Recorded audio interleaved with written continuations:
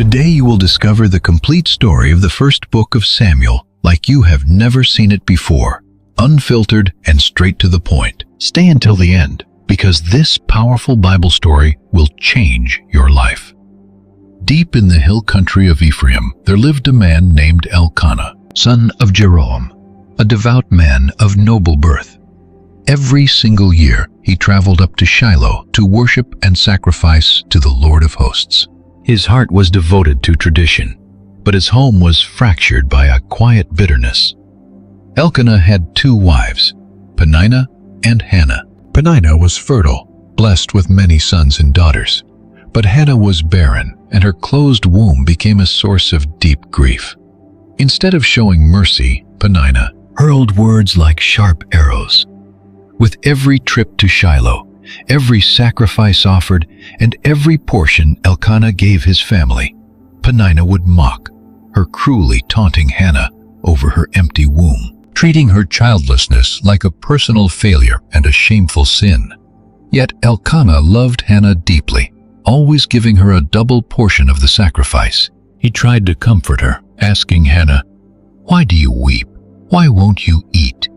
Am I not better to you than 10 sons?" But his affection could never fill the echoing emptiness inside her soul.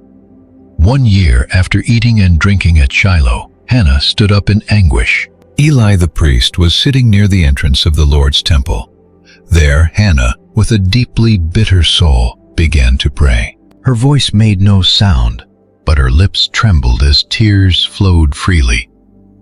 It was a silent prayer, but one that shattered the heavens. She made a vow, saying, "Lord of hosts, if you will only look upon your servant's misery, remember me, and give me a son. Then I will give him to you for his entire life, and no razor will ever touch his head." Watching her, Eli thought she was drunk and rebuked her harshly. "How long will you keep drinking? Put away your wine." But Hannah replied, "No, my lord, I am deeply troubled. I am deeply troubled in spirit. I drank no wine, but poured out my soul to the Lord." Eli then answered, "Go in peace, and may the God of Israel grant your prayer." Hannah went her way and ate, and her face was no longer sad. Sorrow had finally given way to hope. In the course of time, God remembered Hannah. She conceived and gave birth to a son, naming him Samuel, because she said, "I asked the Lord for him."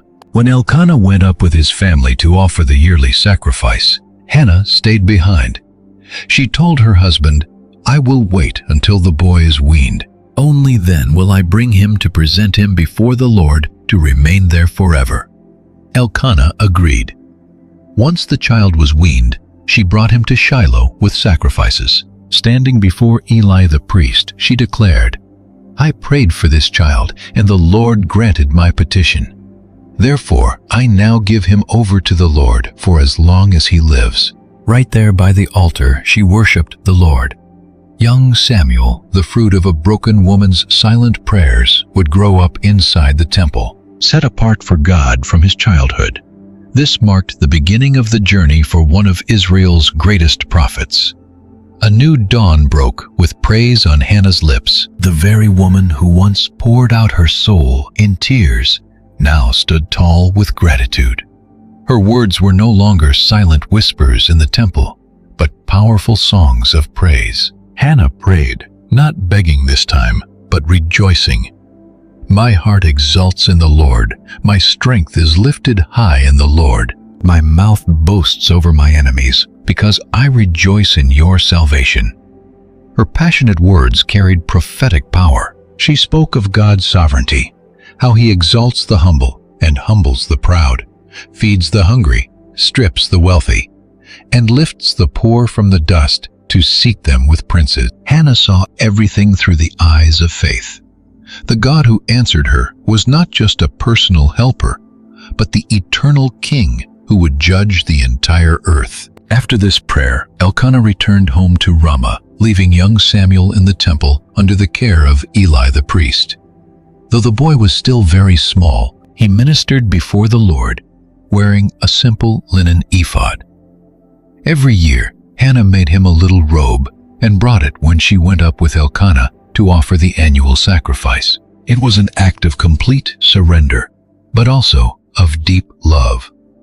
The mother who dedicated her son now watched over him with silent prayers and constant care, and the Lord rewarded her faithfulness. Hannah gave birth to 3 more sons and 2 daughters. The once barren woman became a shining symbol of fertility and blessing. Meanwhile, young Samuel grew in stature, wisdom, and favor with both the Lord and with people. But in Shiloh, darkness was beginning to creep in. Right inside the sanctuary, where Samuel thrived, a shadow hung over the altar. Eli's sons, Hophni and Phinehas, also served as priests, but they were corrupt men. They stole the best parts of the sacrifices and utterly despised the Lord. Worse still, they committed shocking acts of immorality inside God's own house, desecrating the holy place with shameful acts. Eli, now very old, tried to correct them, asking, "Why do you do such things? The reports I hear from the people are terrible. If a man sins against another, God can mediate. But if a man sins against the Lord, who can intercede for him?" But his sons refused to listen. Their hearts were hardened, and divine judgment was already on its way. Soon a prophet of God came to Eli with a message from heaven, a fierce and undeniable sentence. The Lord reminded Eli of the immense honor given to his family, the priesthood, the sacred altar, and the offerings. Yet God now declared, "You honor your sons more than me, fattening yourselves on the choice parts of my people's offerings. Therefore, I am cutting your family off from my priesthood. None of your descendants will reach old age. You will watch in distress as Israel suffers, and I will give you a tragic sign. Both of your sons will die on the very same day." But hope was not entirely lost. Amidst the heavy judgment, a promise arose. "I will raise up a faithful priest who will do according to what is in my heart and mind. I will build him a lasting dynasty, and he will minister before my anointed one forever." As Samuel grew, so did the hope of a brand new era. Night fell over Shiloh like a heavy shroud of complete silence. In those days, visions were rare, and the word of the Lord was scarce. The people wandered as the prophetic voice that once guided Israel seemed asleep. Eli, the priest, now blind and weak with age, was resting in his usual place. The lamp of God had not yet gone out, flickering gently in the sanctuary. And there, near the ark of God, lay young Samuel, just a boy, yet already known in the temple as the Lord's servant. Raised from childhood in God's presence, he ministered alongside Eli with deep obedience and zeal. But until then, Samuel did not yet know the Lord intimately. He had never heard his voice and had not yet felt the weight and glory of a divine calling. Then, in the dead of night, a voice shattered the silence. "Samuel!" The boy leaped up and rushed to Eli. "Here I am, you called me." But Eli, groggy, replied, "I did not call you, my son. Go back to sleep." Samuel returned to his bed. Once more the voice echoed, "Samuel!" Again the young boy ran to the old priest. "Here I am, for you called me." But Eli shook his head. "I did not call you, my son. Go and lie down." A third time it happened, and Samuel ran to Eli again. Then the old priest, who knew that voice from long ago, understood. It was no mistake. The Lord himself was calling the boy. So Eli instructed him, "Go and lie down. If he calls, you say, 'Speak, Lord, for your servant is listening.'" Samuel returned, lay down, waited, and the Lord came, standing there as before, but now with a glorious intimacy. "Samuel, Samuel." And the boy answered with an open heart, "Speak, Lord, for your servant is listening." Right there, God broke the silence of an entire generation. Heaven reached down to earth, revealing its judgment to a mere boy. Samuel heard harsh, holy words. God revealed he would fulfill everything promised against Eli's house. No sacrifice could cleanse his son's sins, because Eli knew of their wickedness and failed to stop them. The sacred weight of the priesthood had been despised, and judgment was certain. Samuel lay awake until morning. When daylight broke, he feared telling Eli the vision. But the priest called him. "Samuel, my son." "Here I am." "What did the Lord say to you?" "Do not hide it from me. May God punish you if you hide a single word." So Samuel told him everything. With reverence and truth, he revealed every detail of the divine sentence. And Eli resigned replied, "He is the Lord. Let him do what is good in his eyes." From that day on, everything changed. The Lord was with Samuel, letting none of his words fail. From Dan to Beersheba, all Israel knew a new prophet had arisen. Samuel was now recognized as God's spokesperson in Israel. The silence was broken. The word of the Lord began to echo once again in Shiloh, and the boy who heard a voice in the dark would become the man who brought light to the nation. While God's word was revealed in Shiloh, the nation's borders were threatened. An old enemy, the Philistines, rose up again with brutal force. Israel marched out to battle against them. The battlefield was drawn near Ebenezer, while the Philistines camped at Aphek. When the dust settled on that first clash, 4,000 Israelites lay dead, a devastating blow. The people were bewildered. "Why has the Lord defeated us today before the Philistines?" Desperate for a solution, the elders made a bold decision. "Bring the ark of the Lord's covenant from Shiloh, so that it may go with us and save us from our enemies." They treated God's power like a lucky charm. The ark, the supreme symbol of God's presence, was taken from the tabernacle to the battlefield. Hophni and Phinehas, Eli's sons, marched alongside it. Those same corrupt priests were now carrying the most sacred object in Israel's faith. As the ark entered the camp, a shout of triumph shook the ground. Israel roared with joy. But on the other side, the Philistines heard the shout and trembled with fear. "A god has entered their camp. Woe to us! Nothing like this has ever happened. Who will deliver us from these mighty gods?" But instead of retreating, the Philistines found strength in their fear. "Be strong and fight like men, Philistines, or you will become slaves to the Hebrews." And the war flared up again. What followed was a complete disaster. Israel was slaughtered not by the thousands, but by the tens of thousands. 30,000 men fell that day.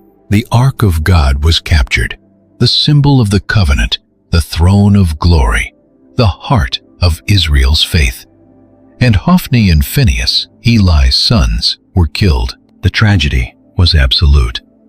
A Benjamite ran from the battlefield to Shiloh, his clothes torn and dirt on his head. When he arrived, a great cry went up from the city.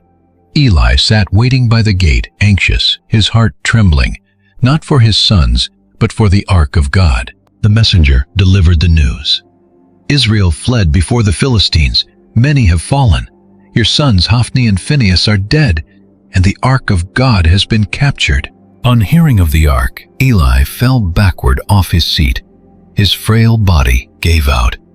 The priest of Israel, a judge for 40 years, died of a broken neck. He was 98 years old. Phinehas's pregnant wife went into labor upon hearing the news. She gave birth to a son, but her strength was fading. Before she died, she named the boy Ichabod, saying, "The glory is gone, because the Ark of God was captured, and her husband and father-in-law were dead." And so, with the birth of a child and the defeat of a nation, that name became an eternal lament. The glory of Israel had departed. The Philistines triumphed. Israel's Ark of the Covenant, the invisible throne of Almighty God, was now in their hands. The glory that had led Israel since the wilderness was taken as a trophy of war. But the Philistines were about to discover they hadn't just captured a symbol, they had touched the sacred. The ark was taken from Ebenezer to Ashdod, one of the 5 major Philistine cities. With pride and arrogance, they placed the ark in the temple of Dagon, their national god, placing it right next to the idol's grand statue. To them, it displayed Israel's defeat before the supposed supremacy of Dagon. But by morning, that illusion fell, literally. When the priests and citizens of Ashdod entered the temple, they found Dagon fallen face down before the ark of the Lord, one god prostrated before another. Terrified, they picked up the statue and set it back in place. Perhaps they thought it was an accident, but the next morning, confusion turned to terror. Dagon was face down again, this time with his head and hands cut off, lying on the temple threshold. Only his torso remained. The message was clear. The Lord shares his glory with no one. Fear gripped Ashdod, but that was just the beginning. The hand of the Lord fell heavy on the city. Sickness broke out, spreading like a plague. It brought nothing but death, pain, and absolute despair. The people panicked. They realized having the ark, which they thought was a great victory, was actually a terrifying judgment. "The ark of Israel's God cannot stay here," they cried. "His hand is heavy on us, and Dagon, our God." They called a council and decided to move the ark to another city, Gath. But judgment followed them. The moment the ark arrived in Gath, the very same plague began to ravage its people. Tumors broke out on everyone, young and old. Panic consumed the city. In sheer desperation, their leaders made another rash choice: send the ark to Ekron. But when it arrived in Ekron, the locals refused to even let it off the wagon. Terror had traveled faster than the ark. They cried, "They brought the ark of Israel's God here to kill us!" Panic shook the city.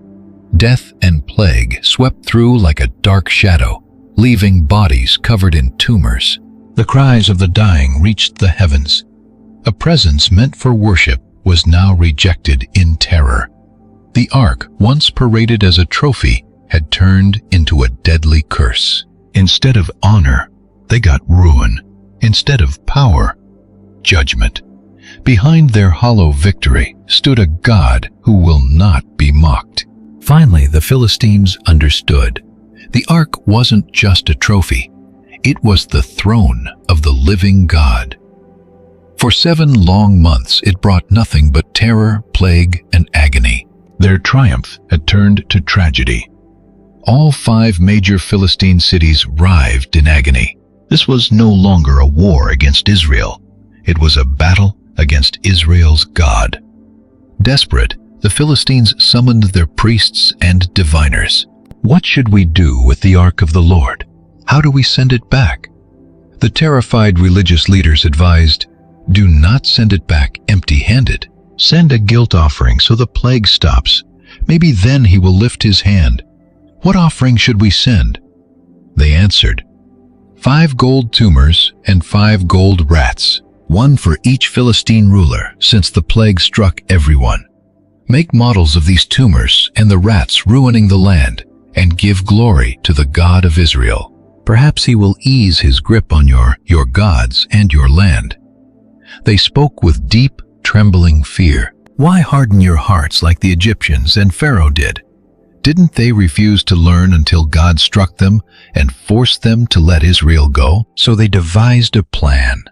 They would build a brand new cart pulled by 2 cows that had just given birth. These cows had never worn a yoke. They would lock their calves away to test if God's hand was truly steering the path. If the cows headed straight for Beth Shemesh, it was God's doing. If not, it was just random chance. They loaded the ark onto the cart. Beside it, they placed a chest with 5 gold tumors and 5 gold rats, models of their judgment. To everyone's shock, the released cows marched straight toward Beth Shemesh. They mooed as they went, never veering left or right. The Philistine rulers followed them all the way to the border, witnessing the impossible. The people of Beth Shemesh were harvesting wheat. When they spotted the ark in the distance, they stopped. Shouts of pure joy shattered the quiet fields. The glory of the Lord was returning to Israel. The cows stopped beside a massive stone where the people offered sacrifices. Joy and reverence filled the air. Levites took down the ark and the offerings, chopped up the wooden cart, and sacrificed the cows to the Lord. It was a day of holy celebration, but reverence quickly turned to reckless curiosity. Some men of Beth Shemesh dared to look inside the ark. What was sacred and untouchable was treated with cheap disregard. Judgment fell swiftly. 70 men were struck down for their disrespect. Mourning replaced their joy. They cried, "Who can stand before this holy Lord God? Where can we send him?" Fear gripped them once more. They sent messengers to Kiriath-Jearim, saying, "The Philistines returned the ark of the Lord. Come down and bring it up to your city." The ark was back, but Israel was learning a timeless lesson. God's presence cannot be managed or controlled.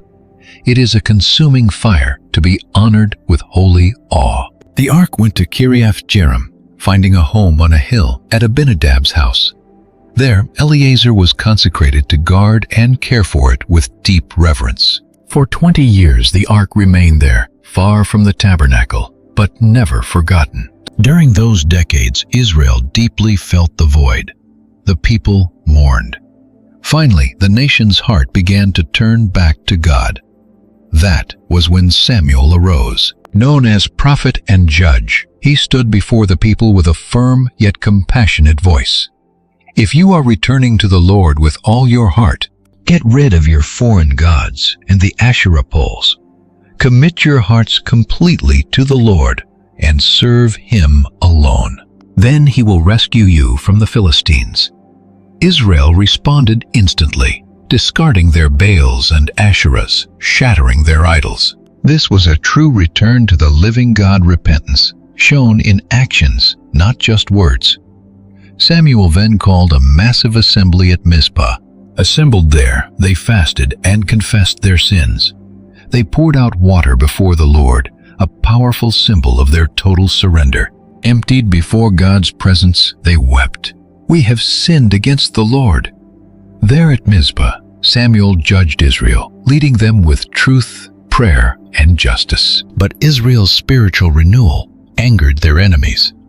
Learning of the massive gathering, the Philistine army mobilized and marched to attack. It was the perfect trap. Israel was unarmed, exposed, and focused solely on worship. Panic spread. "Do not stop crying out to God," they begged. "Beg him to save us from the Philistines." Samuel did not hesitate. He took a nursing lamb and sacrificed it fully as a burnt offering. As the smoke drifted toward heaven, his desperate prayers rose with it. Right at that exact moment, the sky answered. The Lord thundered with a deafening roar against the Philistines, throwing them into absolute panic. The enemy collapsed. Filled with new faith, the Israelite soldiers surged forward. They chased the Philistines all the way past Beth-kar, routing them completely. It was a miraculous victory. Then Samuel took a stone and set it up between Mizpah and Shen. He named it Ebenezer, meaning, "Thus far the Lord has helped us." That monument was not just a memorial of victory, but of God's faithfulness to a repentant people. From that day on, the Philistines ceased invading Israel. The hand of the Lord was against them all the days of Samuel. The captured cities were returned, and peace was restored between Israel and the Amorites. And Samuel continued to judge Israel all the days of his life. Year after year he traveled to Bethel, Gilgal, and Mizpah, judging the people with justice. Then he would return to Ramah, his home, where he also built an altar to the Lord. It was a time of restoration, a time of return. And Samuel, set apart from birth, led the nation not with weapons, but with the word and a heart devoted to God. Time passed. Samuel's leadership had restored faith in Israel and brought peace to the land, but the years left their mark. Samuel grew old, and following the tradition of the judges, he appointed his sons as leaders over Israel, hoping to maintain justice and faithfulness to the law of the Lord. He appointed Joel and Abiah as judges in Beersheba in the far south. But unlike their father, they did not walk in Samuel's ways. They were greedy for dishonest gain, perverted justice, and accepted bribes. Corruption once again stained the halls of justice. The people noticed, and their respect for Samuel was not enough to overlook his son's behavior. The elders of Israel, representing the tribes, gathered and went up to Ramah, where Samuel lived. There, before the elderly judge, they made an unexpected request, heavy with rejection. "You are old, and your sons do not walk in your ways. Now appoint a king to lead us, such as all the other nations have." Samuel listened in silence, but his heart was deeply troubled. It cut to his soul. The people wanted a king, just like the nations around them. They were rejecting theocracy, God's direct rule through judges and prophets. This request was not just for leadership, but for independence from divine will. Deeply distressed, Samuel took the matter to the Lord in prayer, and the Lord answered clearly. "Listen to the voice of the people in all they say to you, for they have not rejected you, but they have rejected me from reigning over them, just as they have done from the day I brought them up out of Egypt until today, forsaking me and serving other gods. So they are doing to you as well." It was an open wound, a rebellion repeated generation after generation. Yet God commanded, "Listen to them, but warn them solemnly, and let them know what the king who will reign over them will claim as his rights." So Samuel called the people, and with a firm prophetic voice, he spoke of the consequences of their request. "This is what the king who rules over you will do. He will take your sons and make them serve with his chariots and horses. Some will be soldiers, others will plow his ground, reap his harvest, and make his weapons. He will take your daughters to be perfumers, cooks, and bakers. He will take the best of your fields and vineyards and give them to his attendants. He will take 1/10 of your grain harvests and flocks, and you will become his slaves. On that day you will cry out because of your king, but the Lord will not answer." The warning was clear. The future would be grim. Human rule would bring centralized power exploitation and control. But the people refused to listen, insisting, "No, we want a king over us. We want to be like all the other nations, with a king to lead us, to go out before us and fight our battles." When Samuel heard their demands, the Lord reaffirmed, "Listen to them and give them a king." Then Samuel dismissed the men of Israel, telling everyone to return to their own town. But in the silence of that departure, an era ended. Israel chose to trade God's direct rule for a human monarchy.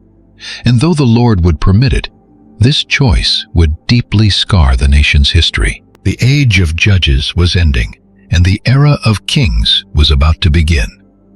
In the land of Benjamin lived an influential man named Kish, from the lineage of Aphiah. He was a respected Benjaminite, a man of standing, but he was not the focus of this story. It was his son Saul who drew everyone's attention. Saul was impressive, standing head and shoulders taller than anyone else in Israel. He was strong, young, and handsome. To human eyes, he seemed destined to lead. One day, Kish's donkeys went missing, so he sent Saul, along with a servant, to search for them. What seemed like a simple chore for an obedient son would soon turn into a divine appointment. They journeyed through the hill country of Ephraim, then through the lands of Shalisha, Shalom, and Benjamin, but found no trace of them. When they reached the district of Zuph, Saul suggested turning back, saying, "We have gone too far. My father will stop worrying about the donkeys and start worrying about us." But the servant had an idea. "In this town lives a highly respected man of God. Everything he says comes true. Let's go see him. Maybe he can tell us which way to go." He was talking about Samuel. Saul hesitated, having no gift to offer, but the servant offered a silver coin. And so the two set off toward the city where the prophet was. As they climbed the hill, they met some girls going out to draw water.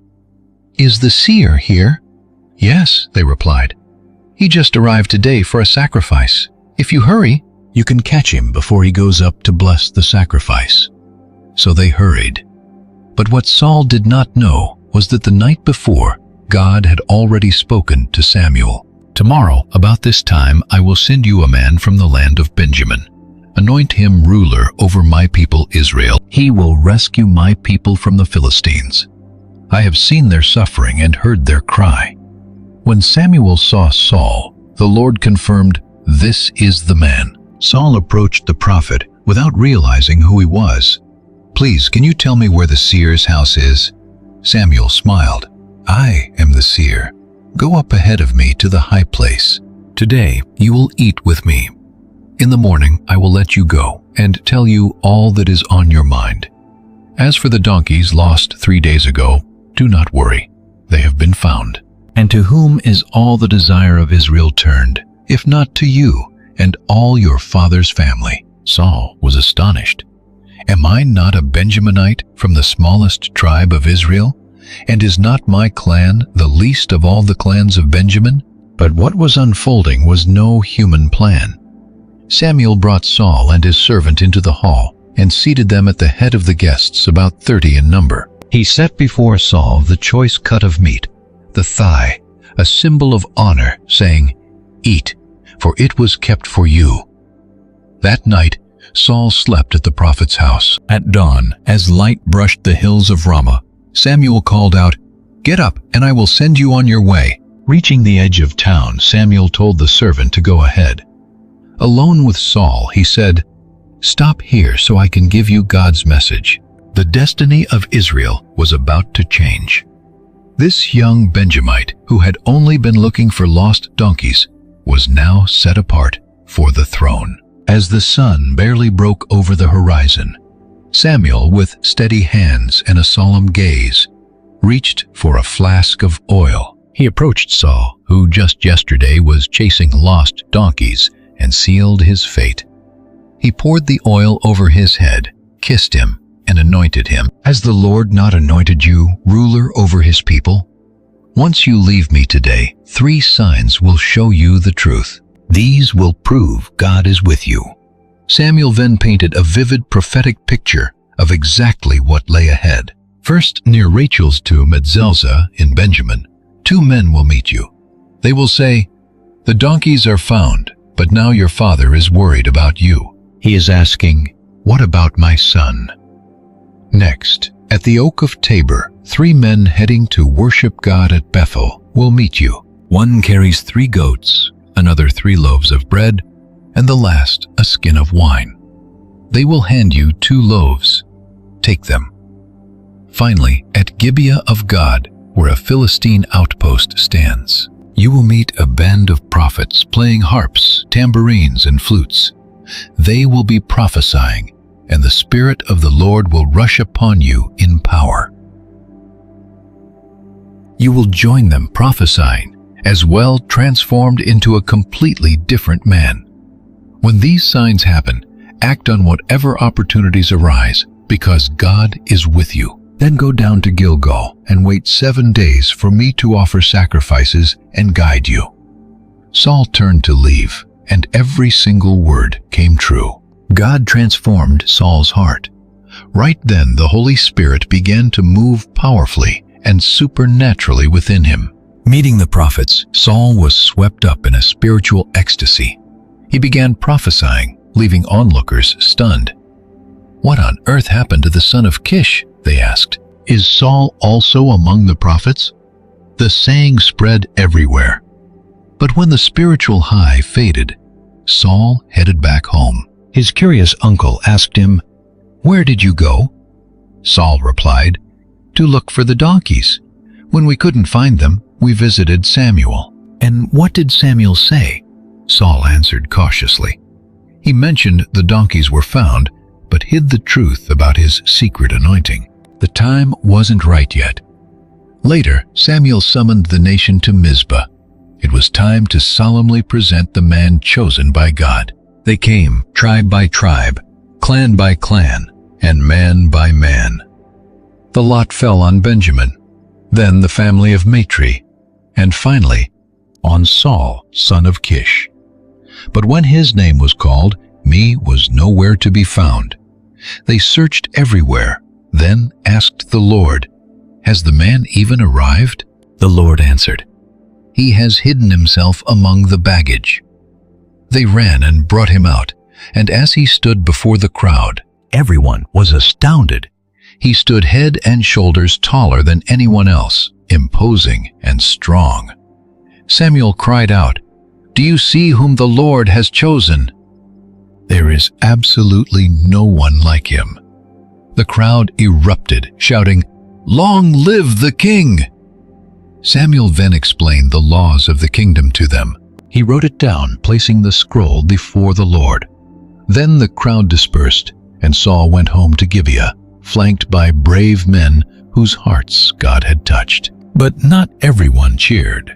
Scoundrels mocked him, sneering, "How can this guy save us?" They refused to bring him gifts, showing him zero respect.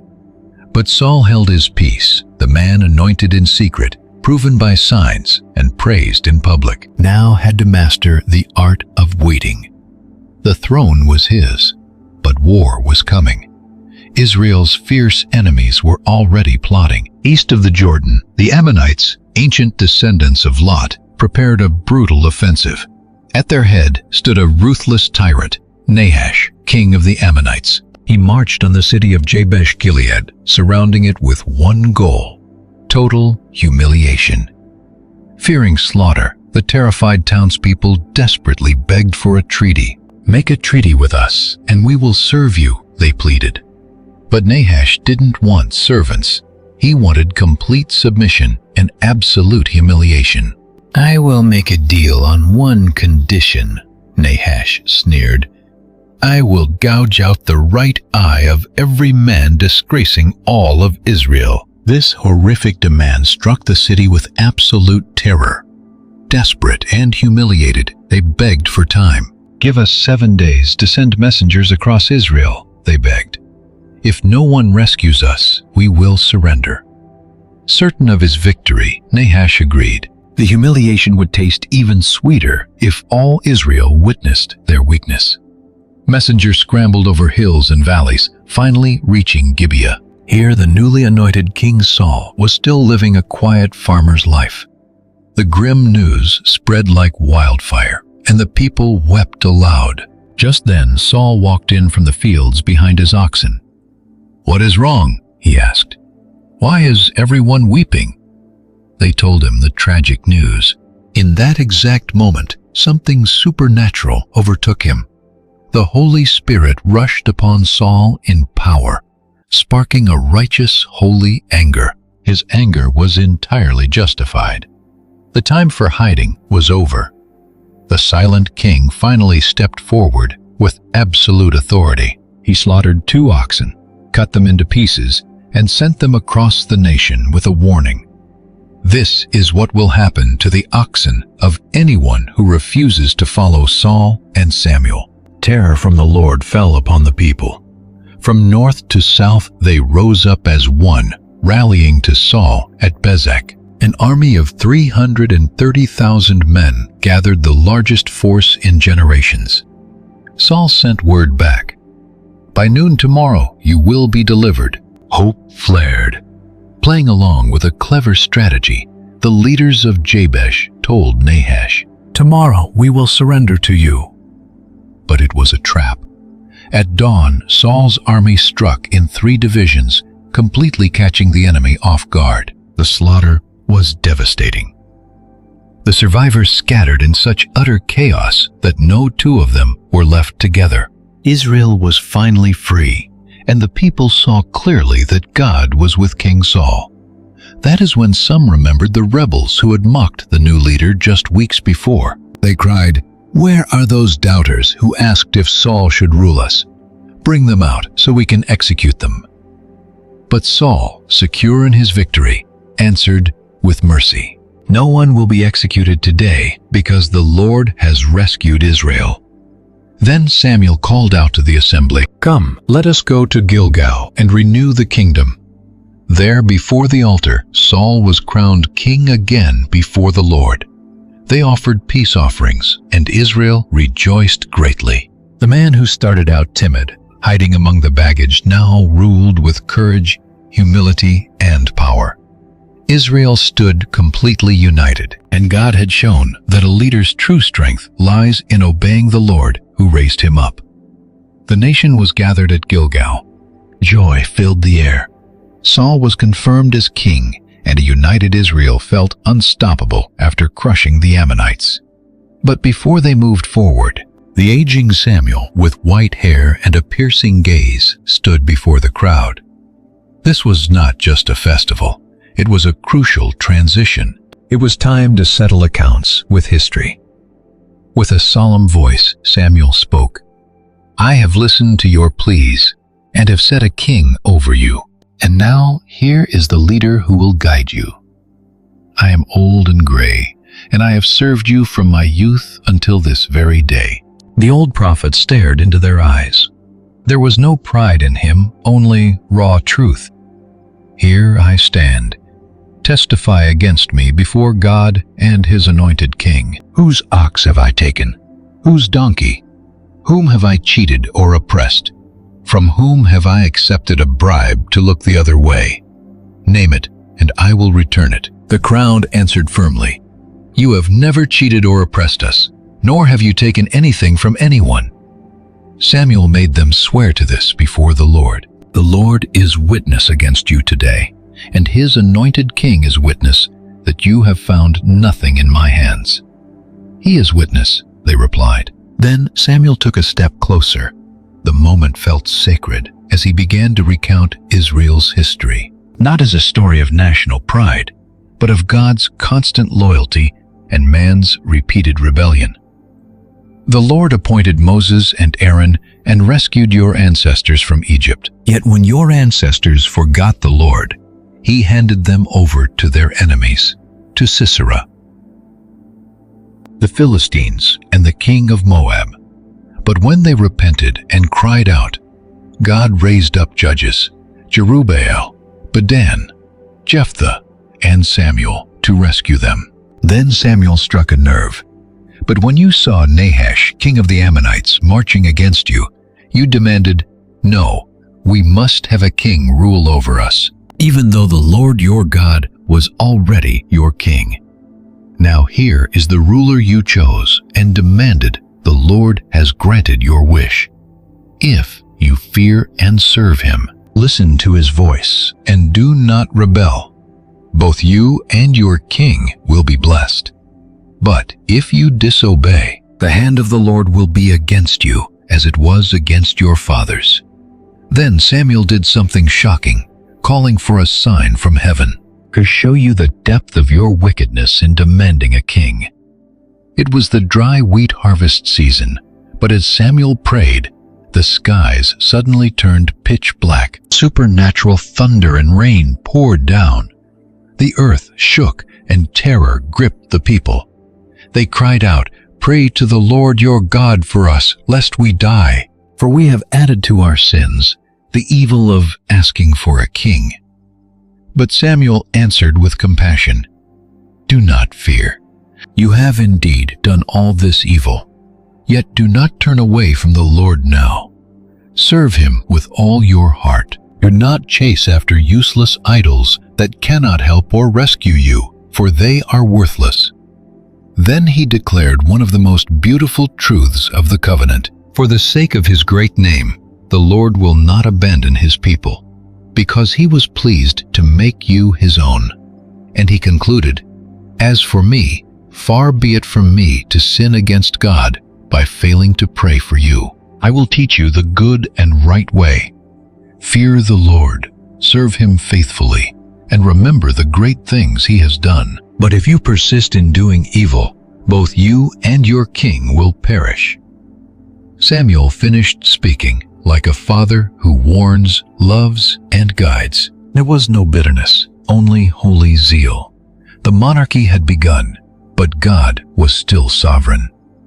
Saul was 40 years old when he took the throne, and after 2 years, he launched his first major military campaign. He gathered 3,000 Israelites, keeping 2,000 with him at Michmash and the hills of Bethel. The other 1,000 stayed with his brave, determined son Jonathan at Gibeah in Benjamin. And it was Jonathan who made the first daring move. He attacked the Philistine garrison at Gibeah, a swift, precise strike, but one that triggered massive consequences. Hearing the news, the Philistines were enraged. Israel, a small and weak nation, had dared to challenge the most feared military power in the region. Saul ordered the trumpet sounded throughout the land. Let everyone hear. Saul has attacked the Philistines. But as word spread, the initial courage turned into absolute terror. The Philistines mobilized their forces like a devastating swarm. They had 30,000 chariots, 6,000 horsemen, and troops as countless as the sand on the seashore. They camped at Michmash, east of Bethaven, ready to crush Israel. God's people trembled, realizing they were trapped and in deep trouble. Men fled into caves, holes, rocks, tombs, and cisterns. Some even crossed the Jordan River, running away to Gad and Gilead. Saul's army was rapidly shrinking. Fear had completely choked out their faith. Meanwhile, Saul waited desperately at Gilgal. The prophet Samuel had instructed him to wait 7 days for his arrival to offer the sacrifice. It was a test of trust, but as the days dragged on, Samuel was nowhere to be found. The army began to desert him. Soldiers slipped away one by one like leaves scattered by the wind. Feeling heavily pressured, impatient, and gripped by fear, Saul made a choice that was not his to make. "Bring me the burnt offering and peace offerings," he commanded, and performed the sacrifice himself. Just as he finished the offering, Samuel arrived. The prophet saw the altar still smoking, the scent of the sacrifice heavy in the air. Saul looked defensive, not remorseful. "What have you done?" Samuel demanded. And Saul immediately began making excuses. "When I saw the army scattering, and you had not arrived by the set date, with the Philistines already gathering at Michmash, I thought to myself, now they will march down against me, and I have not yet sought the Lord's favor. So I forced myself to offer the burnt sacrifice." But Samuel rejected the excuse. "You acted foolishly. You broke the command of the Lord your God. Had you obeyed, the Lord would have established your kingdom over Israel for all time. But now your dynasty will not last. The Lord has sought out a man after his own heart and appointed him ruler over his people, because you did not keep the Lord's command." It was a crushing blow. Saul would keep his throne for now, but his royal lineage was broken. His legacy ended there. Samuel left Gilgal for Gibeah while Saul counted his remaining forces, just 600 soldiers. An army of thousands was reduced to a mere handful.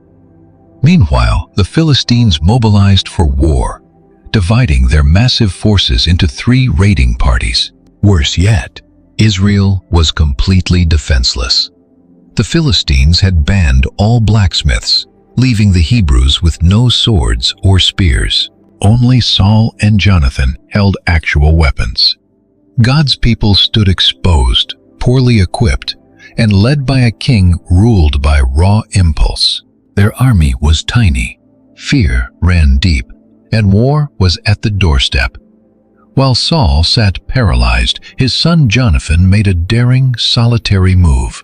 Without telling his father, Jonathan called his armor-bearer and said, "Let's cross over to the Philistine outpost on the other side." They climbed toward the enemy camp, passing between 2 sharp cliffs named Bozez and Seneh. There, surrounded by danger, Jonathan declared his faith. "Nothing can stop the Lord from saving by many or by few. Let's go. If they say, 'Wait until we reach you,' we will stay. But if they say, "Come up to us, we will climb, for that is the sign that the Lord has handed them over." The sign came. The Philistines mocked. "Come up here, show us what you can do." That was all Jonathan needed to hear. He scrambled up on hands and knees, his armor-bearer right behind him. Once at the top, they did the impossible. Jonathan cut down 20 men on a tiny plot of land, and his armor-bearer followed, finishing the job. Suddenly, sheer panic gripped the Philistine camp. A supernatural terror fell upon the soldiers. The ground shook. Chaos erupted as the enemies turned their weapons on each other. God himself was fighting for Israel. From afar, Saul's sentries spotted the commotion. The enemy lines were collapsing. Saul ordered a roll call immediately. Jonathan and his armor-bearer were missing. Realizing what was happening, Saul scrambled to rally his men and charge into battle. Even Hebrew deserters and those hiding in the hills rushed back to join the fight. Israel struck hard, sending the Philistines fleeing in all directions. The Hebrew army pursued them from Michmash to Aijalon. It was a massive victory, but overshadowed by Saul's reckless command. Before the battle, the king had bound his men to a solemn oath. "Cursed be any man who eats food before evening, before I have avenged myself on my enemies." So the famished troops fought on, completely drained. When they entered a forest dripping with wild honey, no one dared taste a drop, except Jonathan, who knew nothing of the oath. He dipped his staff into the honeycomb, tasted it, and his eyes lit up.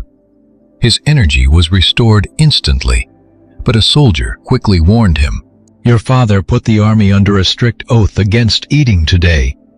Jonathan replied, "My father has brought trouble to this land. Look how my eyes brightened from just a taste of honey. How much better if the troops had eaten freely from the enemy's spoil." At nightfall, the starving men threw themselves on the plunder. They slaughtered sheep and cattle, eating the meat with the blood, directly violating the Lord's law. When Saul was told, he built an altar and gathered the priests. He wanted to ask God if they should pursue the Philistines through the night, but God remained silent. Saul knew someone had sinned in the camp. He swore an oath that even if the culprit were his own son Jonathan, he must die. They cast lots, and the lot fell on Jonathan. Saul demanded, "What have you done?" Jonathan told him the truth, taking full responsibility. "I only tasted a little honey from the tip of my staff, and now I must die." But the soldiers instantly stood up in his defense. Should Jonathan die, the man who won this great victory for Israel? Never. And so the army saved Jonathan's life. Saul called off the chase. The Philistines escaped, and Israel returned home.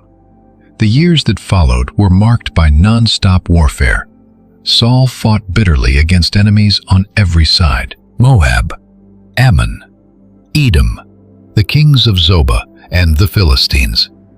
Whenever Saul saw a strong or brave man, he drafted him immediately into his army. Yet despite his victories, the king's heart began showing traits more dangerous than any foreign enemy: pride and recklessness. The hour of mercy was running out. The Lord remembered an ancient debt, a nation that had struck down the most vulnerable. Centuries earlier, as Israel journeyed out of Egypt, the Amalekites had ambushed the exhausted and weak stragglers. It was a cowardly, cruel act.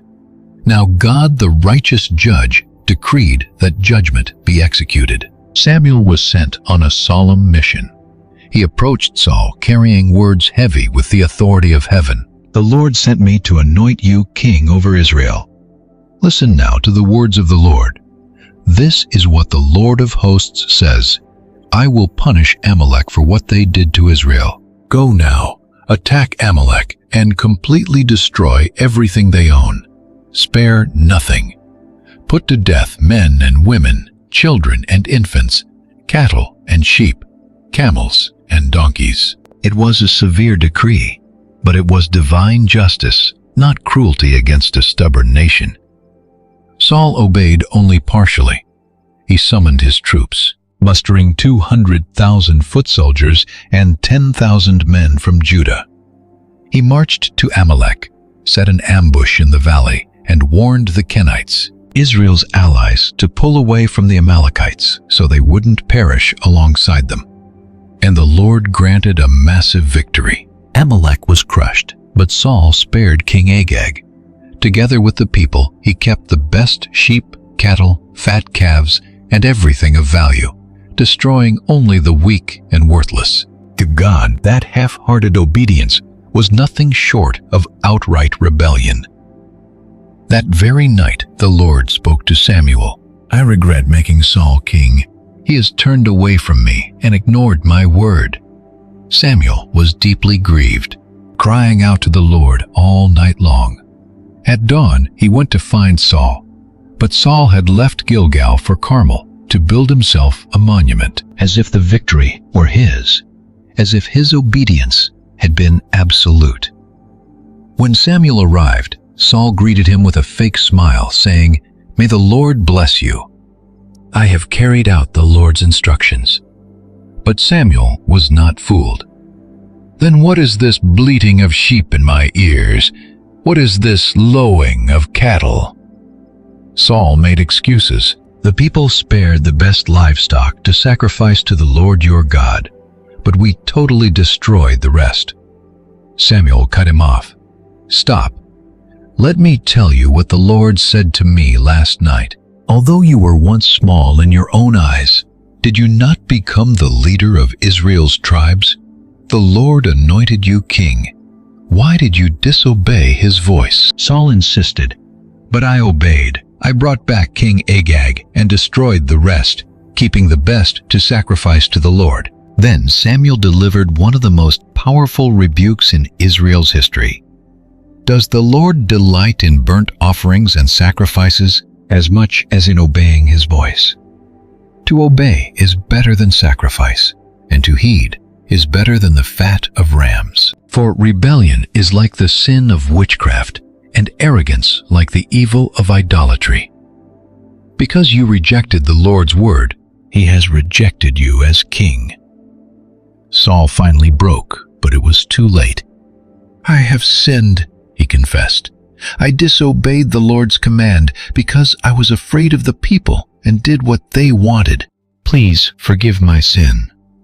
As Samuel turned to leave, Saul grabbed the hem of his robe, tearing it.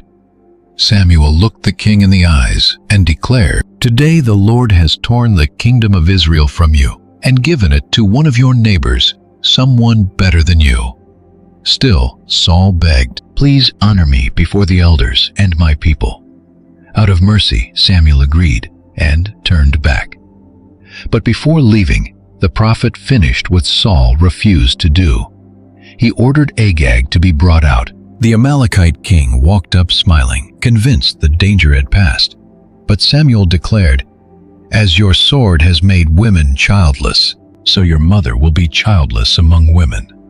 And Samuel cut Agag to pieces right there before the Lord. Then Samuel returned to Ramah, and Saul went home to Gibeah.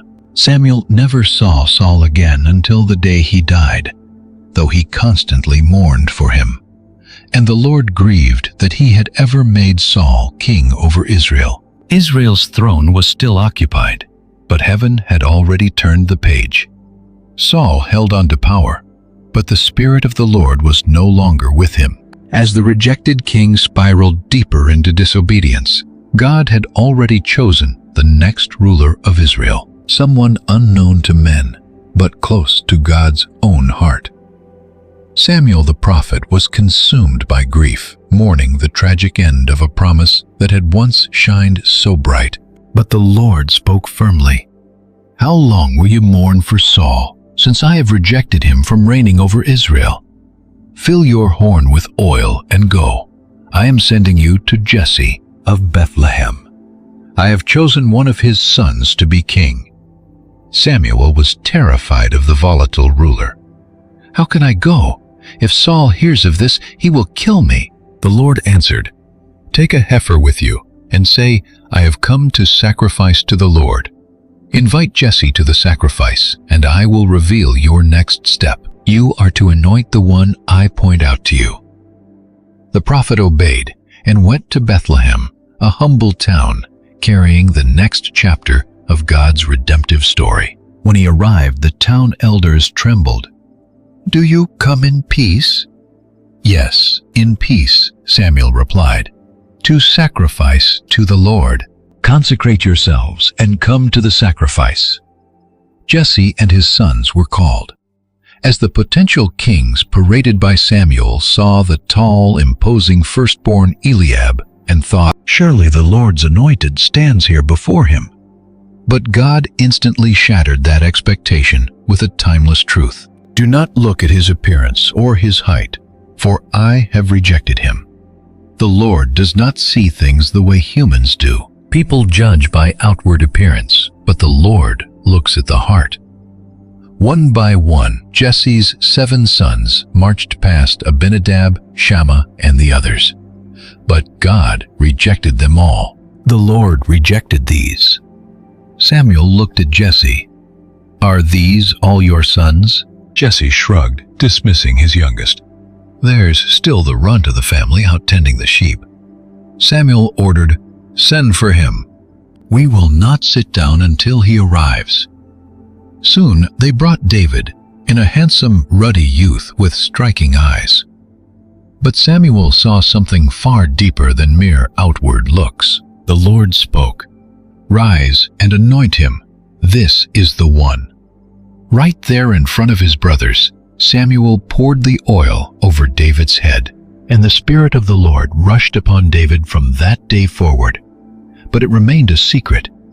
Anointed but not yet king, he returned to his flock, learning in the pastures what he would need on the throne. Meanwhile, the Spirit of the Lord departed from Saul, replaced by a tormenting spirit. The king spiraled into deep depression, emotional chaos, and dark shadows. His servants noticed, "An evil spirit from God is tormenting you. Let us find someone who is skilled in playing the harp. Whenever the spirit troubles you, he will play and you will feel better." Saul agreed. Then a servant suggested, "I know a son of Jesse in Bethlehem who plays beautifully. He is brave, a proven warrior, speaks with wisdom, looks impressive, and the Lord is with him." So David was summoned to the palace, bringing a gift of bread, wine, and a young goat. Saul liked David immediately and made him his armor-bearer, asking Jesse to let him stay in royal service. Whenever the dark spirit gripped Saul, David would take his harp and play. As the sweet music began to flow, the atmosphere changed. Saul found relief, and the dark spirit left. No one realized that Israel's true king was already in the palace, conquering, not with a sword, but with harp strings, not with armies, but with God's presence. Meanwhile, the valley of Elah echoed with war. The Philistines and Israel faced each other from opposing hills, separated by a deep ravine.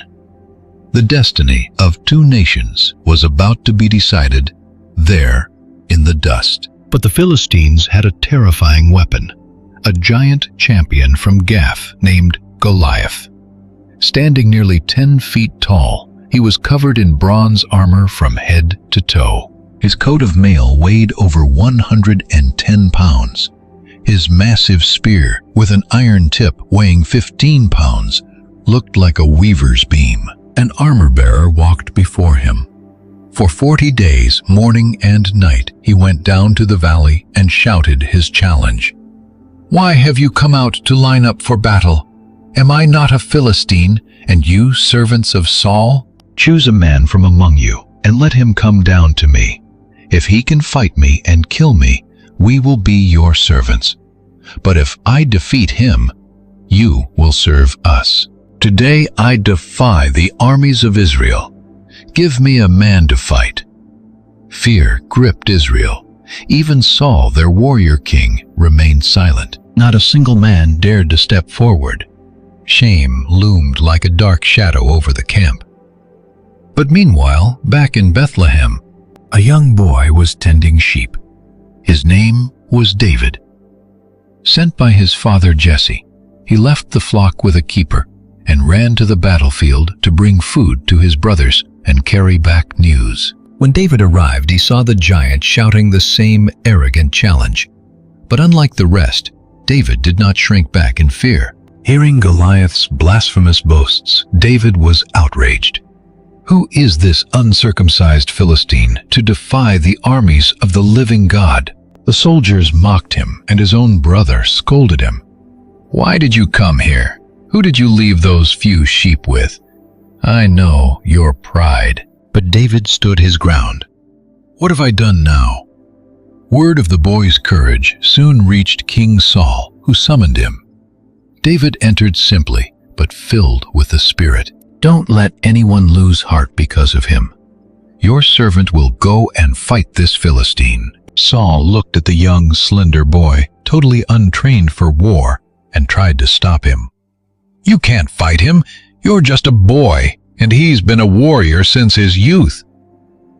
But David spoke with bold faith. When I was keeping my father's sheep, a lion and a bear came and carried off a lamb. I chased them, struck them down, and rescued it from their mouths. If they turned on me, I caught them by the jaw, struck them, and killed them. The Lord who rescued me from the lion and the bear will rescue me from this Philistine. One over Saul said, Go, and may the Lord be with you. They tried to strap the king's heavy armor onto David, but it felt awkward and heavy. He couldn't fight like that. He took it all off, grabbing only his shepherd's staff, 5 smooth stones from the stream, his sling, and an unshakable trust in the God of Israel. Then he stepped down into the valley. Goliath watched David approach and sneered. Am I a dog that you come at me with sticks? Come here, and I'll feed your flesh to the birds and wild beasts. But David, utterly fearless, yelled back with words that would echo forever. You come against me with sword, spear, and javelin, but I come against you in the name of the Lord of hosts, the God of the armies of Israel, whom you have defied. Today the Lord will conquer you. I'll strike you down, cut off your head, and feed your army's corpses to the birds and beasts, so that the whole world will know there is a God in Israel. Without hesitating, David charged straight toward the giant. He reached into his bag, loaded a stone, spun his sling, and let it fly. The stone struck Goliath dead in the forehead. The giant crashed face first to the ground before both armies. David ran over, drew the giant's own sword, and cut off his head. Shock instantly turned to terror, and the Philistines broke ranks and fled. The men of Israel and Judah charged with a mighty shout, chasing them all the way to the gates of Ekron. It was a massive victory, and David returned carrying Goliath's head, proving that God doesn't need swords, only faith. Saul asked, Whose son is this young man? And his commander Abner replied, As surely as you live, your majesty, I don't know. Saul said, Find out whose son he is. And when David was brought before him, he answered humbly, I am the son of your servant Jesse of Bethlehem. That day David's name echoed through the ranks, though the Lord had known him before the creation of the world. After this triumph, Saul summoned David to his side. The king was curious, impressed, and deeply unsettled. Yet right there before the throne, something extraordinary happened. Jonathan, Saul's son and prince of Israel, looked at David and recognized something far greater than battle skills. He saw a kindred spirit, brave, loyal, and full of faith. Instantly, Jonathan's soul was bound to David's. From that moment, one of history's deepest friendships was born. Jonathan took off his royal robe, his armor, his belt, bow, and sword, giving them to David. It was more than a gift. It was an alliance of honor. Jonathan, the heir, recognized that God was with David. From that day on, Saul wouldn't let David return to his father's house. He became part of the palace, the army, and the royal court. Wherever he went, David behaved with great wisdom. Saul placed him in charge of the men of war, and everyone loved him, even the king's servants. But as David's fame grew, envy began to fester. When the soldiers returned from battle, women from every town in Israel came out with music and dancing to celebrate their heroes. Striking tambourines and celebrating joyfully, they sang, "Saul has slain his thousands, and David his 10,000s." Those words pierced Saul's heart like arrows. Furious, he muttered to himself, "They credit David with 10,000s, but me with only thousands. Next he'll want the kingdom." From that day forward, Saul watched David with deep suspicion.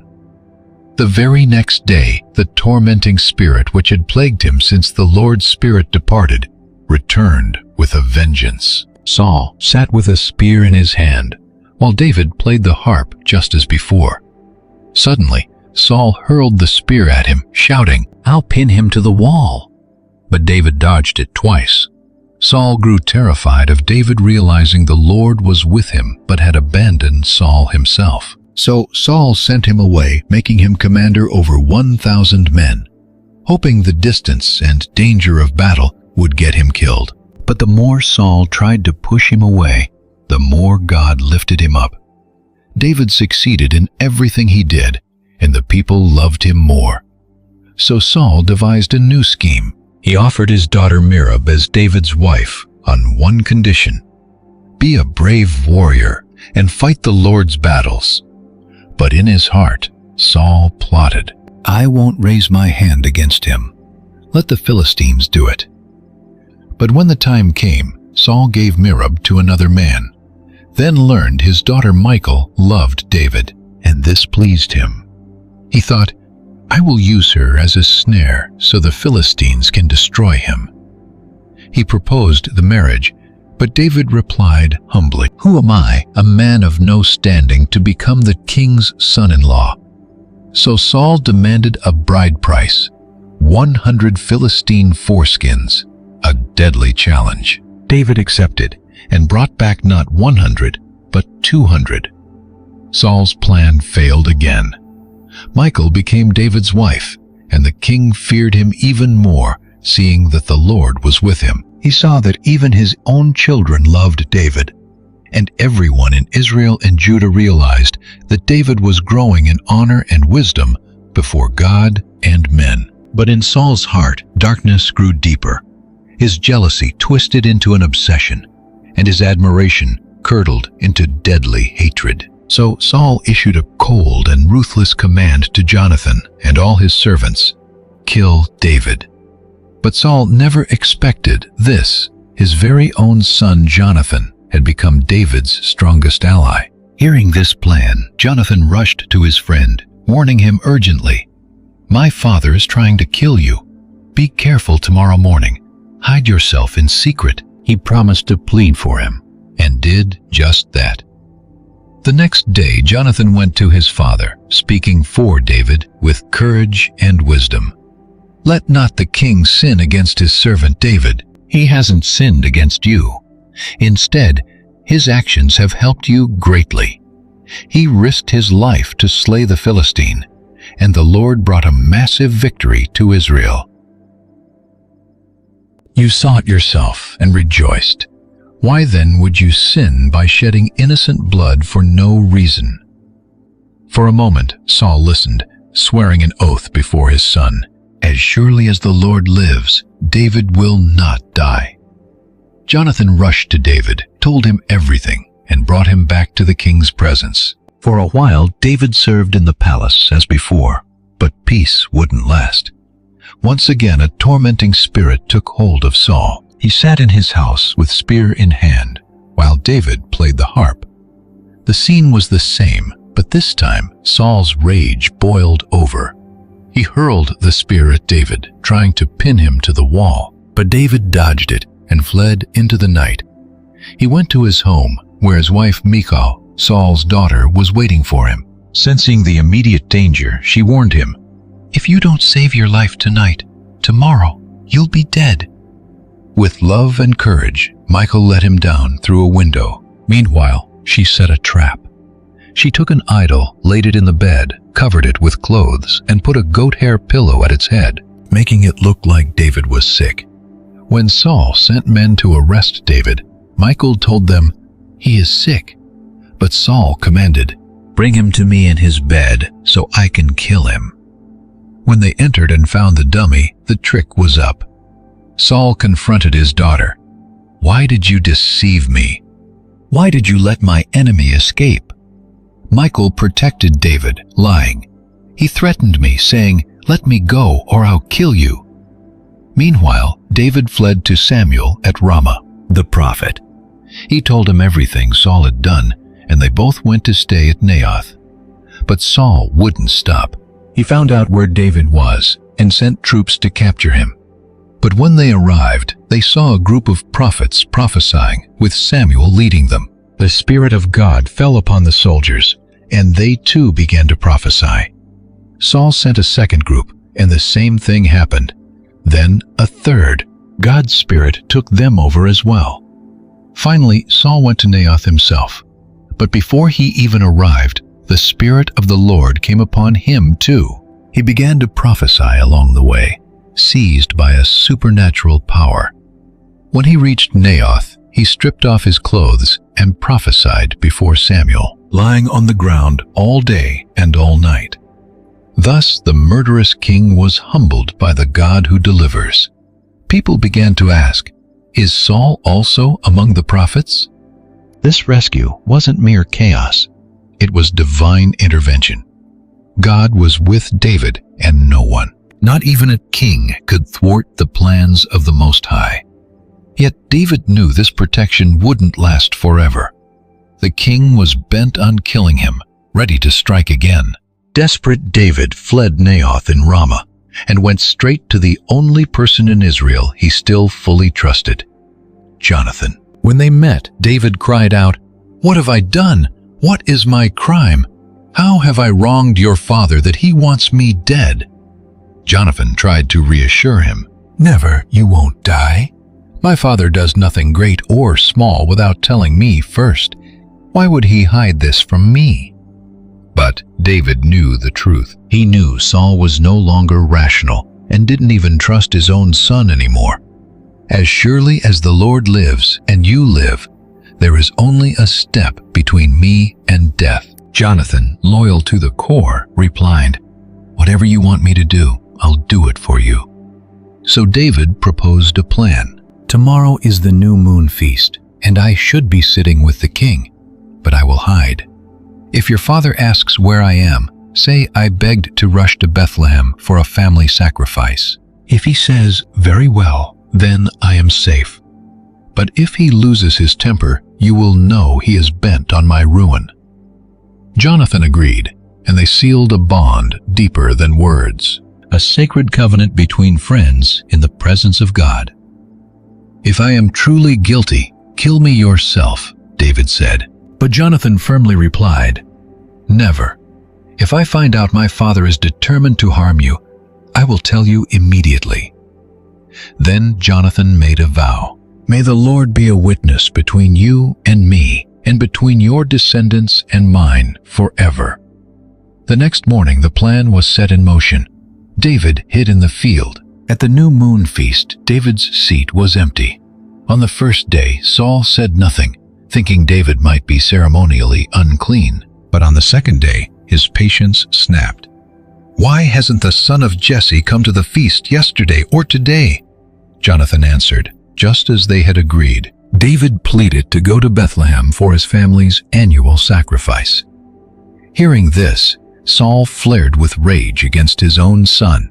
"You son of a perverse, rebellious woman! Don't I know you've chosen the son of Jesse to your own shame? As long as he lives, your kingdom will never stand.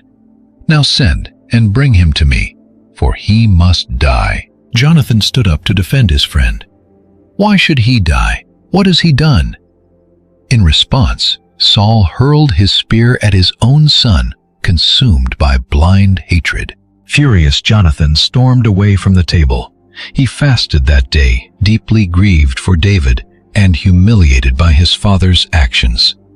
The next morning, Jonathan went out to the field as they had planned. He took a young servant with him, carrying his bow and arrows. He told the boy, "Run, find the arrows I shoot." He then shot an arrow far beyond where the boy was running. This was the signal. He called out, "Isn't the arrow beyond you? Hurry, go quickly, do not delay." The boy gathered the arrows and returned, completely unaware of what it meant. But David understood. Once the servant left, David came out of hiding. The two friends looked at each other one last time and wept together in the field. David wept even more. Jonathan said, "Go in peace, for we have sworn in the name of the Lord, saying, 'The Lord is witness between you and me, and between your descendants and mine forever.'" And so the prince and God's anointed said goodbye. One would head into the wilderness, the other back to the palace of a father consumed by darkness. But their friendship would echo forever, a testament of loyalty, brotherly love, and faith in the God who unites hearts. David was on the run, no longer an acclaimed warrior or a national hero, but a marked man targeted by the insane fury of the king he had faithfully served. With a heavy heart and an exhausted body, he fled to the city of Nob, where the priests lived, searching for Ahimelech, the high priest. Ahimelech trembled when he saw him arrive alone. "Why are you by yourself?" he asked suspiciously. Fearing the truth would risk lives, David hid his real motive and invented a mission. "The king gave me secret orders, and I sent my men ahead. Now, what do you have on hand? Give me 5 loaves of bread, or whatever you can find." Ahimelech replied, "There was no ordinary bread, only the holy showbread. It was reserved for the priests unless the men were ceremonially pure. David promised, 'No women have been near us. We are pure.'" So Ahimelech gave him the holy bread, freshly replaced before the Lord. It was sacred bread, reserved for God, now feeding his fugitive anointed. A sign that the Lord cares for his own, even when every door shuts. But David needed more than bread. He needed defense. "Do you have a spear or sword here?" "I did not bring my sword or any weapon, because the king's mission was so urgent." Then Ahimelech revealed something extraordinary. "The sword of Goliath, the Philistine, you killed in the valley of Elah, is here, wrapped in a cloth behind the ephod." It was the ultimate symbol of terror. Now it was a reminder of God's victory. David replied, "There is none like it. Give it to me." He who brought down a giant with a stone now wielded his enemy's own sword. But there was an eye watching. Doeg the Edomite, a servant of Saul, stood there, silent and dangerous. His words would become poison. Feeling the walls close in, David fled again, this time to Gath, deep in Philistine territory, Israel's sworn enemies and the home of Goliath. A strange refuge, but David was out of options. He met King Achish, but the king's servants recognized him. "Isn't this David, the king of the land? Didn't they sing of him? Saul has slain his thousands, and David his 10,000s. David was terrified. Trapped in enemy territory, surrounded by those who knew his face and his sword, David used desperate cunning. He pretended to be a madman before them. He scratched at the gates, letting drool run down his beard like a madman. Achish watched and snapped, "Am I short on madmen now? Why bring this man to me?" They let him go.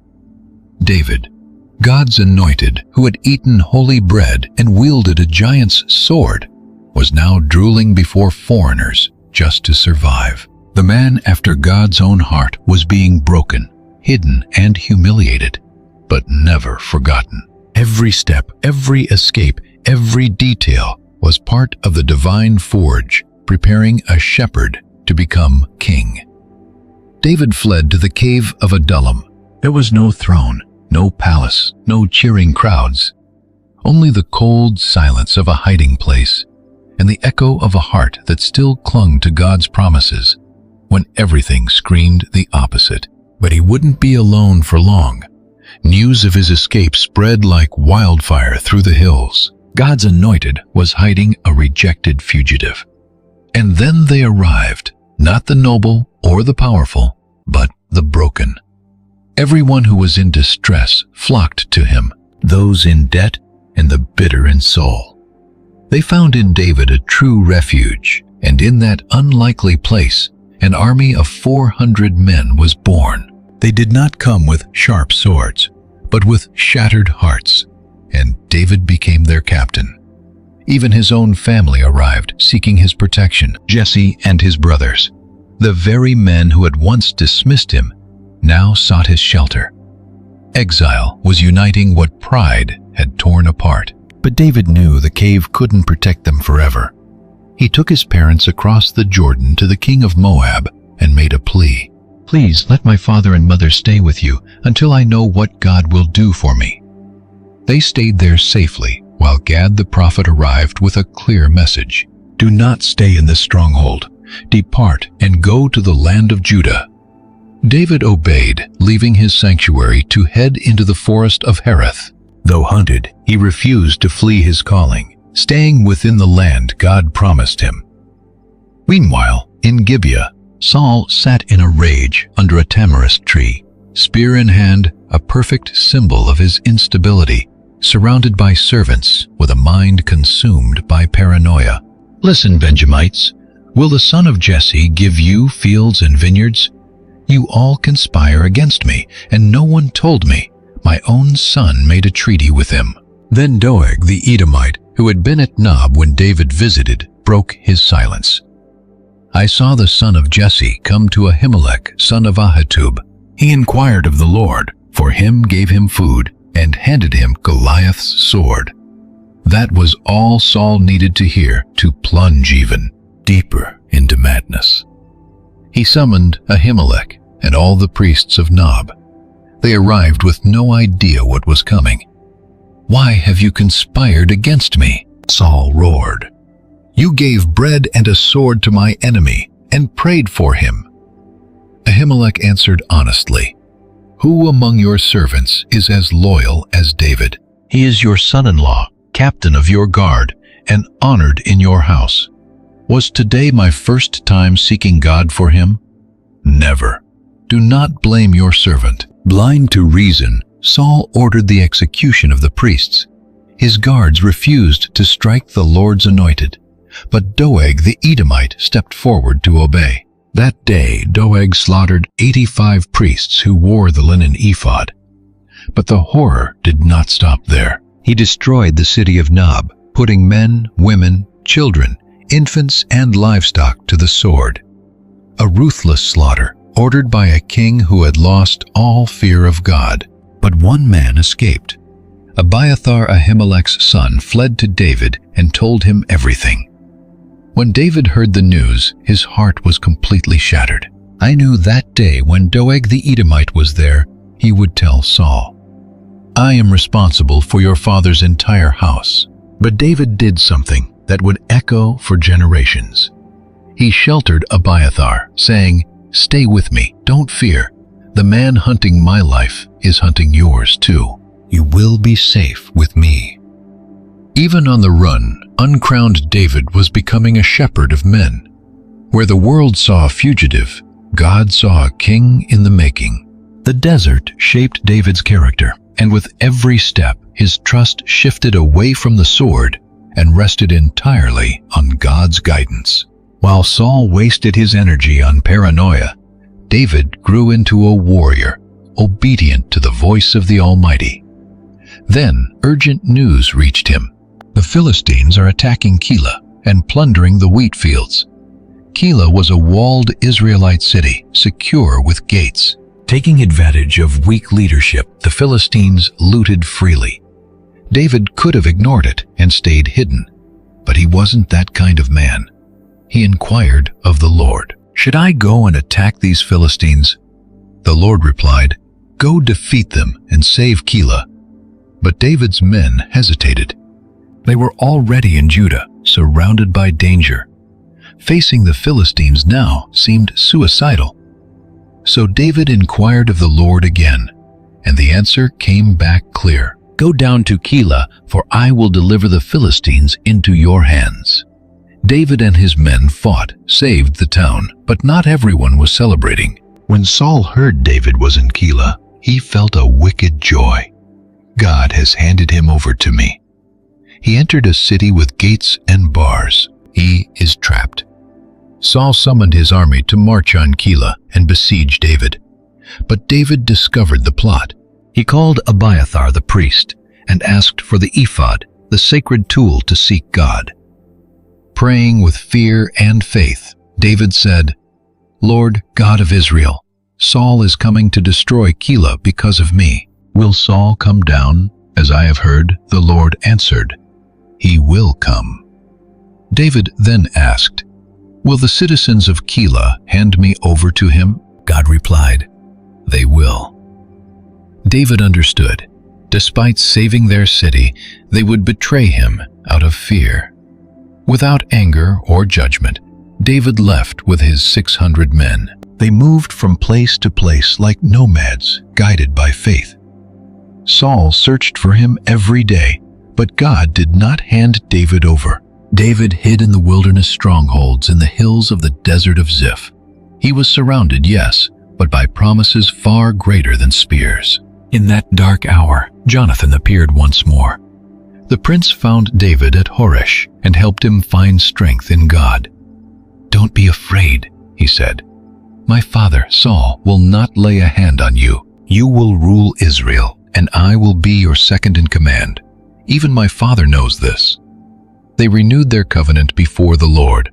It was the last time they would ever meet. But the hunt continued. The Ziphites went to Saul at Gibeah and betrayed David. "Isn't David hiding in the strongholds of Horesh on the hill of Hakilah?" Saul blessed them for their kindness and promised to pursue him. But Saul told them to double-check, knowing how clever David was. When David heard of the betrayal, he went down to the rock in the desert of Maon.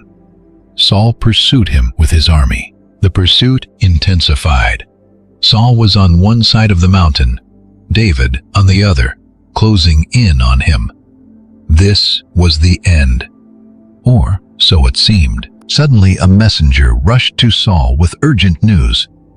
"Come quickly, the Philistines are raiding the land." So Saul called off the chase. David was saved at the very last second. That place was named Selah Hamalakoth, meaning Rock of Escape.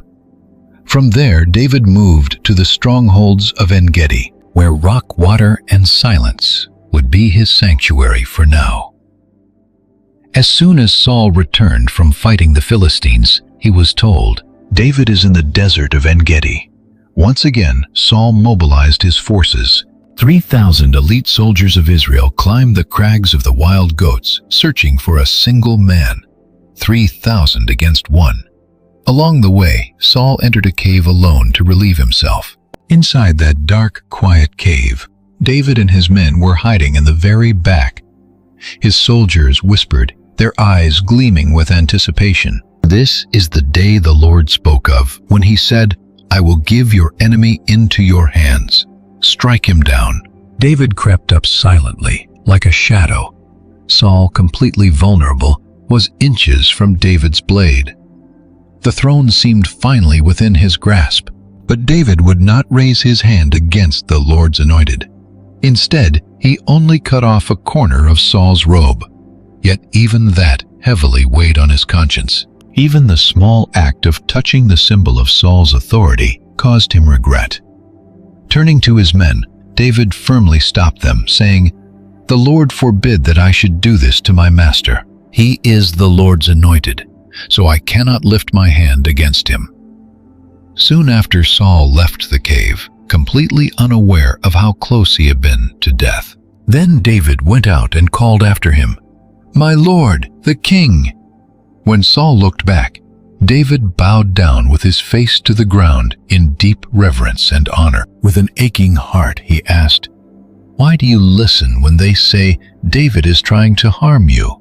Today you saw with your own eyes how the Lord delivered you to me in the cave. Some urged me to kill you, but I spared you. I said, I will not lift my hand against my master, because he is the Lord's anointed. Look, see this piece of your robe in my hand. I cut it off, but did not kill you. See that there is no malice or rebellion in me. I have not wronged you, yet you hunt me down to take my life. Then David cried out, May the Lord judge between us, and may he avenge me, but my hand will never strike you. As the old proverb says, from evil comes evil deeds, so my hand will not be against you. David did not seek vengeance, but justice from God, not the sword. Who is the king of Israel chasing a dead dog, a single flea? He concluded reverently, May the Lord be our judge. May he decide between us. Plead my case and rescue me from your hand. Saul listened in silence and then wept. You are more righteous than I, he sobbed. You have treated me well, but I have treated you badly. Today you showed your goodness when the Lord delivered me to you, and you did not kill me. Who finds an enemy and lets him go in peace? May the Lord reward you. Then Saul prophesied the very thing he feared. I know you will surely be king, and the kingdom of Israel will be established in your hands. Then he pleaded, Swear by the Lord that you won't destroy my descendants or erase my family name. And David gave him his oath. Saul went home, while David returned to his strongholds. The throne was not yet his, but David's heart was already prepared for it. Then a great tragedy struck. The prophet Samuel died. The man who had anointed kings, confronted empires, and guided Israel in the fear of God now finally rested. The entire nation gathered to mourn him. They wept not just for his life, but for the end of an era. Samuel was buried at his home in Ramah, and David headed down to the wilderness of Paran. And there, amidst the blinding heat and swirling dust, a new test emerged. It was not against giants or massive armies, but a battle for David's very soul. A wealthy man named Nabal lived in Maon. He owned 3,000 sheep and 1,000 goats, and was busy shearing his flock up in Carmel. Nabal was harsh and mean-spirited, a descendant of Caleb. His very name meant fool, and he lived up to it. But his wife, Abigail, was beautiful, wise, and sensible, a woman whose spirit shone brightly where her husband brought only darkness. When David heard Nabal was shearing sheep, a season of celebration and abundance, he sent 10 young men with a message of peace. Greet him in my name. Tell him, peace be to you, your household, and all that is yours. Remind him that we never harmed his shepherds while they were in the wild. Nothing went missing. Now please give your servants and your son David whatever you can spare. It was a reasonable request, a matter of honor. But Nabal sneered with arrogance. Who is David? Who is this son of Jesse? Plenty of servants are running away from their masters these days. Why should I take my bread, water, and meat meant for my shearers and give it to strangers? The young men returned and told David everything. Rage boiled inside him. This was not the giant Goliath, but it was an insult David refused to let slide. Strap on your swords, David commanded. 400 men marched out with him, bent on blood. Nabal was dead meat, but God was already moving. One of Nabal's servants rushed to Abigail. David sent messengers with peace, he warned, but our master insulted them. Yet David's men shielded us in the fields like a wall. Think fast about what to do because disaster is heading right for us. Abigail did not waste a single second. Without telling her husband, she loaded 200 loaves, 2 skins of wine, 5 dressed sheep, and roasted grain, cakes of raisins and figs. Loading it all on donkeys, she rushed to find David. Riding down a mountain ravine, she met David and his army head-on, quickly dismounting to bow low. With soft, wise words, she intercepted the rage of a future king. "My lord, let the blame for this disaster fall on me alone. Do not pay attention to that wicked man, Nabal. He is just like his name, a total fool. The Lord has stopped you today from seeking vengeance with your own hands. When you are king, your conscience will not be weighed down by senseless bloodshed. And when God fulfills his promises to you, please remember your servant." David stopped in his tracks. His heavy breathing slowed down as he realized God had just saved him from himself.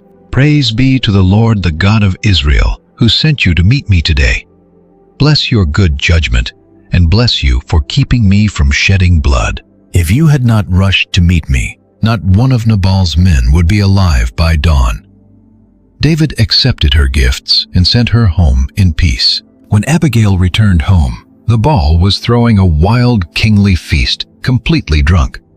She stayed silent until morning, but when she told him what happened, his heart failed him inside. His body became paralyzed, like a stone. About 10 days later, the Lord struck Nabal down, and he died. Hearing this, David praised God's righteous justice. "Praise God for defending me," David declared. He immediately sent a proposal asking Abigail to be his wife. She bowed low to the ground and answered, "I am your servant, ready to wash the feet of my Lord's men." And so this wise woman married the future king. Meanwhile, Saul gave Michal, David's original wife and Saul's own daughter, to another man. But the Lord kept writing a story of justice, mercy, and ultimate purpose. The sun was still scorching the desert of Ziph when informants betrayed David to Saul a second time, saying, "David is hiding on the hill of Hakilah, facing Jeshimon." History was repeating itself. Once again, the desperate king mobilized to hunt down God's anointed leader. Saul gathered 3,000 chosen warriors, the elite of Israel, marching into the wilderness of Ziph with his spear and a thirst for vengeance. But David, who now had eyes everywhere, caught wind of the threat. He sent out scouts, confirmed Saul had arrived, and slipped closer to the royal camp. Night was falling fast. Saul's army slept in a wide circle.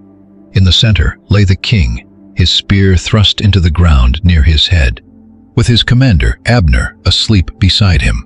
David watched from the shadows. His heart raced, but refusing to act on raw impulse, he sought God first, then summoned 2 trusted men. One was Abishai, Joab's brother. David whispered, "Who will slip down to the camp of Saul with me?" Abishai responded, "I will go with you." Under the cover of total darkness that crept down, they slipped right past the sleeping guards and made it into the very center of the camp, undetected. Scripture says a deep supernatural sleep from the Lord had paralyzed them all. There lay Saul, completely defenseless, his spear stuck in the dirt. Abishai urged in a whisper, "Today God has delivered your enemy right to you. Let me pin him to the ground with his own spear. Just one strike. I won't need a second." The opening was flawless, silent, and deadly. But David stopped him, saying, "Do not destroy him. Who can raise a hand against the Lord's anointed and remain innocent? As surely as the Lord lives, he will strike him down. His time will come, or he will fall in battle. But I will not lift my hand against God's anointed." David refused to seize the kingdom through violence, choosing instead to wait on God's timing, even if it meant more suffering. So he and Abishai grabbed Saul's spear and the water jug near his head, slipping away into the night. Not a single soul saw them, and nobody woke up. Once they reached safety on a distant ridge, David shouted back to the camp, "Abner, aren't you going to answer me?" The commander bolted upright in terror. "Who is that calling to the king?" Abner demanded. David taunted him. "Aren't you a great warrior? Who is like you in Israel? Why didn't you guard your king? Look around. "Where is the king's spear and the jug of water?" The camp scrambled awake, and Saul instantly recognized the voice. "Is that you, my son David?" "Yes, my lord the king, it is I," David replied. "Why do you hunt me? What crime have I committed? If God has turned you against me, let him accept an offering. But if men have poisoned your mind, let them be cursed before God. You have driven me out of my homeland today, as if saying, 'Go serve other gods. Do not let my blood fall to the earth far from the Lord.'" David did not just see Saul as a king, but as someone whose conscience he still hoped to restore. Once again, Saul broke down before the words of the man who could have killed him. "I have sinned. Come back, my son David. I will not harm you again, for my life was precious in your eyes today. You acted justly, and I have played the fool." David answered, "Here is the king's spear. Let one of the young men come and get it. The Lord rewards everyone for their justice and loyalty. He delivered you into my hands today. But I would not stretch out my hand against his anointed.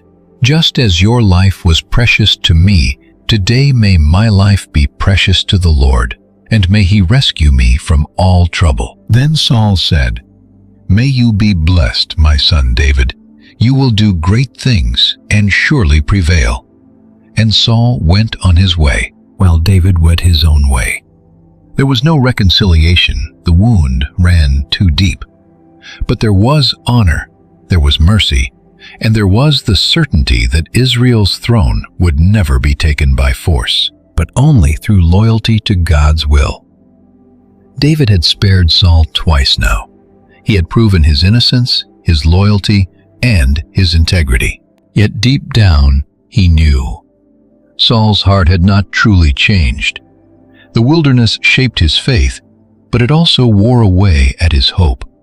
And so, God's anointed, the warrior of the Psalms, the shepherd of promises, yielded to fear. He thought to himself, "One of these days I will perish by Saul's hand. The best thing I can do is escape to the Philistines. Saul will stop searching, and I will slip from his grasp." It was a hard, human, raw decision. David was exhausted from running, from constantly looking over his shoulder, from living in caves. He did not doubt God himself, but he doubted God's timing. So David set out with his men, now numbering 600, and crossed over into the land of the Philistines, Israel's ancient enemies. He took his 2 wives, Ahinoam of Jezreel and Abigail, the widow of Nabal. Together they went to Achish, king of Gath, yes, Goliath's hometown. And surprisingly, Achish welcomed him. After all, David's name was feared even among the Philistines. And now the very warrior who had slain their champions was begging for refuge as an exile. David and his men settled in Gath for a while, but it was no place for Israelites to live. So David made a request to the king. "If I have found favor in your eyes, give me a country town to live in. Why should your servant dwell with you in the royal city?" Achish gave him Ziklag, and from that day on it belonged to the kings of Judah. David stayed there 1 year and 4 months, but he did not remain idle. David made secret raids against the Geshurites, Girzites, and Amalekites. These hostile tribes inhabited the south and had been enemies of Israel since ancient times. With military precision, David attacked and left no survivors. He took the livestock, goods, and clothing, then returned to Ziklag. Whenever Achish asked, "Where did you raid today?" David would reply, "Against the south of Judah, or against the Kenites, or some other territory of Israel." It was a survival strategy, but also a dangerous tightrope. David kept Achish deceived, making him believe he was now a traitor to his own nation, with no turning back. So Achish came to trust David, thinking, "He has made himself an outcast to his own people. He will be my servant forever." Achish's trust grew, but David's heart remained loyal to the God of Israel. Yet this disguise had a price. David was living among the enemies of God's people, living as a stranger depending on the trust of a Philistine king, waiting and watching until God made a way. Storm clouds gathered over Israel. Once again, the Philistines mobilized their armies for war, this time marching directly against Saul. It was the ultimate crisis. The king who once hunted David now watched his true enemy approach with overwhelming force. Meanwhile, Achish, the Philistine king, summoned David, his guest and supposed ally, saying, "You know that you and your men must march with me in battle." David masterfully replied, "Then you will see for yourself what your servant can do." Achish trusted David blindly. He was so blind, in fact, that he declared, "Very well, I will make you my personal bodyguard for life." But as war loomed on the horizon, an even older shadow fell over Saul's heart: the silence of God. Samuel was already dead, and all Israel had mourned him. In the past, Saul had expelled mediums and spiritists from the land, obeying the law of Moses. But now the king was alone. No prophet, no guidance, no peace. When Saul saw the Philistine army camped at Shunem, his heart trembled with terror. He tried to consult the Lord, but the Lord did not answer him, neither by dreams, nor by Urim, nor by prophets. The heavens were silent. Desperate Saul broke his own decrees. He summoned his servants and said, "Find me a woman who is a medium, so I may go and consult her." His servants replied, "There is a medium in Endor." So Saul disguised himself, put on ordinary clothes, and set out at night with 2 men. The darkness of their journey mirrored the shadows in the king's heart. Arriving, he told the woman, "Consult a spirit for me, and bring up the one I name." But the suspicious woman replied, "Surely you know what Saul has done, how he cut off the mediums from the land. Why are you setting a trap for my life?" Saul swore to her by the Lord, the very God he had abandoned, "As surely as the Lord lives, you will not be punished for this." Then the woman asked, "Whom shall I bring up for you?" "Bring up Samuel," he said. Suddenly, something unexpected and terrifying happened. When the woman saw Samuel, she cried out, "Why have you deceived me? You are Saul." The king said, "Do not be afraid. What do you see?" She replied, "I see a spirit coming out of the earth." "What does he look like?" "An old man is coming up, wrapped in a robe." Knowing it was Samuel, Saul bowed down with his face to the ground. Then, an evil spirit, posing as Samuel, spoke in condemnation. "Why have you disturbed me?" Saul answered, "I am in deep distress. The Philistines are making war against me, and God has turned away from me. He no longer answers me by prophets or dreams. So I have called you to tell me what to do." But Samuel replied, "Why do you ask me, since the Lord has departed from you and has become your enemy? The Lord has done what he predicted through me. He has torn the kingdom from your hands and given it to David, because you disobeyed his voice and his fierce wrath against Amalek. That is why the Lord did this to you today." Then came the final sentence. "Tomorrow, you and your sons will be with me. The Lord will deliver Israel to the Philistines." Hearing this, Saul collapsed to the ground, consumed by fear, weak, drained of strength, lacking food, peace, and God. Seeing the king utterly broken, the woman urged him to eat. Saul refused at first, but his servants joined her and convinced him. She quickly prepared a fattened calf, baked unleavened bread, and served it to Saul. He ate and slipped away that very night. The man who ignored God when he had time now marched toward his final doom. Shrouded in darkness, the armies stood ready. The battlefield was set like a tragic theater poised for the final act. The Philistines marched in battle formation to Aphek, camping near the springs of Jezreel. Tension mounted with every step. On the horizon loomed Gilboa, where Saul, the rejected king, prepared for his final battle. But among the Philistine ranks marched a man who did not belong there.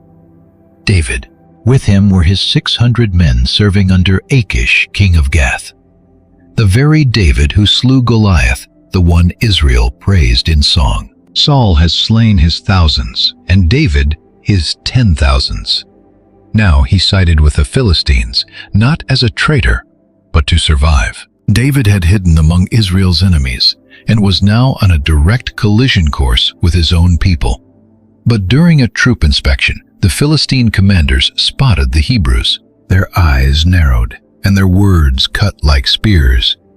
"What are these Hebrews doing here? Who is this David, anyway? Is this not Saul's servant, the king of Israel?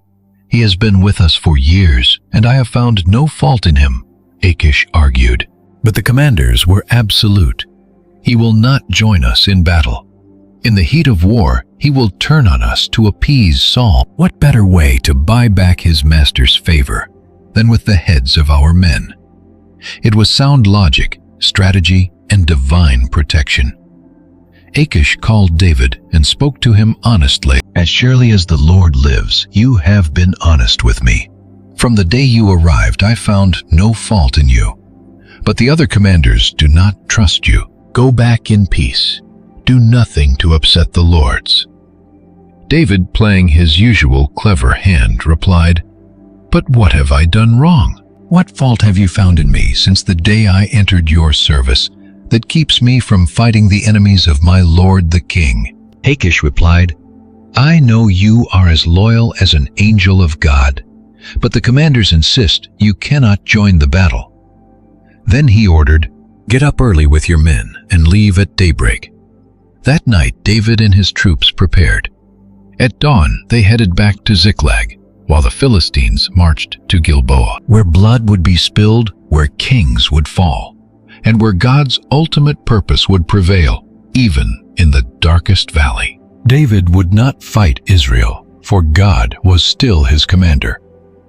Dawn broke grimly over Ziklag as David and his exhausted men, fresh from Aphek, approached the city where their families waited. They expected happy reunions, rest, and peace. But in the distance, smoke rose. Ziklag was burning. The Amalekites had struck. Taking advantage of the empty city, they raided everything and dragged the women away as captives, along with the sons and daughters. They spared lives, but took everything. When David and his men arrived to see this ruin, they wept aloud until they had no more strength to cry. The agony was raw. Wails of anguish echoed through the smoldering ruins.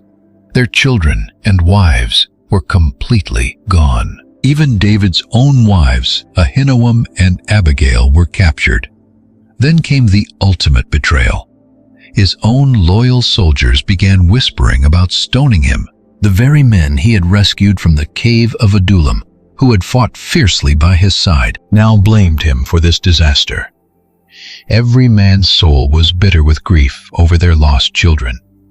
David stood utterly alone. But in that pitch-black hour, when all hope seemed lost, we find the ultimate turning point.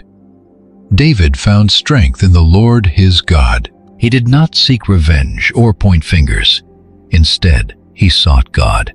Summoning Abiathar the priest, he demanded the ephod and inquired of the Lord, "Should I pursue these raiders? Will I overtake them?"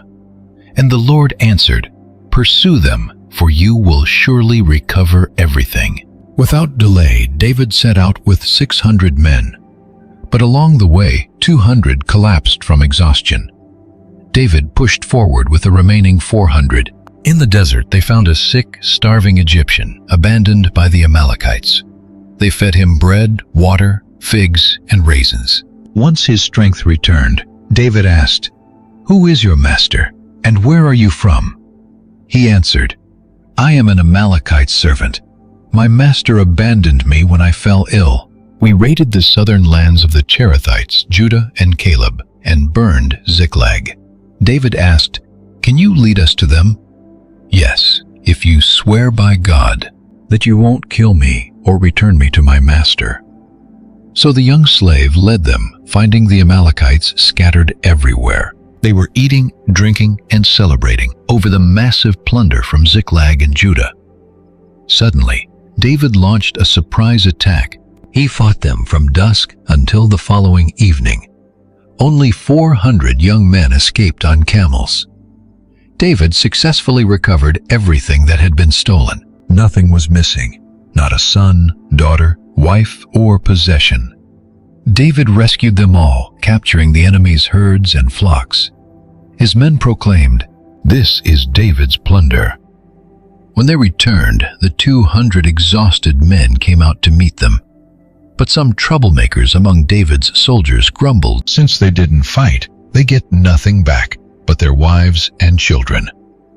But David, full of justice and mercy, stepped in.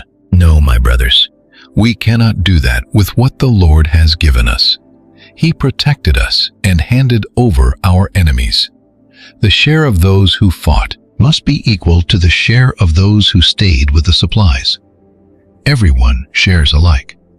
And he made this a lasting law in Israel. Back in Ziklag, David sent shares of the plunder to his friends, the elders of Judah, saying, "Here is a gift from the spoils of the Lord's enemies." The blessing was shared. Victory belonged to the Lord alone. David had hit rock bottom, but in that dark place he discovered his true refuge. His strength, his honor, and his victory rested in the Lord his God. Meanwhile, the storm of war still raged against King Saul. There was no escape and no room for negotiation. The Philistines marched against Israel, who stood to face them on Mount Gilboa. These hills, once home to peaceful shepherds, were now stained with blood. Saul's army, already weak, broken, and terrified, crumbled. The battle was brutal, and the men of Israel fell before the Philistines. But the enemy had one target, the king. They closed in on Saul and his sons. One by one, the princes fell on the battlefield. Jonathan, David's loyal friend, Abinadab, and Malchishua. Saul's heart must have bled far more from losing his sons than from his own physical wounds. The Philistines surrounded him, and archers struck him down with force. Mortally wounded, the king knew the end was near. So Saul turned to his armor-bearer. "Draw your sword and run me through, so these uncircumcised pagans do not come and abuse me." But the armor-bearer refused, paralyzed by fear. How could he strike down the Lord's anointed? Faced with silence and refusal, Saul fell upon his own sword. Seeing this, his armor-bearer saw that Saul was dead, so he also threw himself onto his own sword and died right beside him. And there on Mount Gilboa, Saul's reign ended.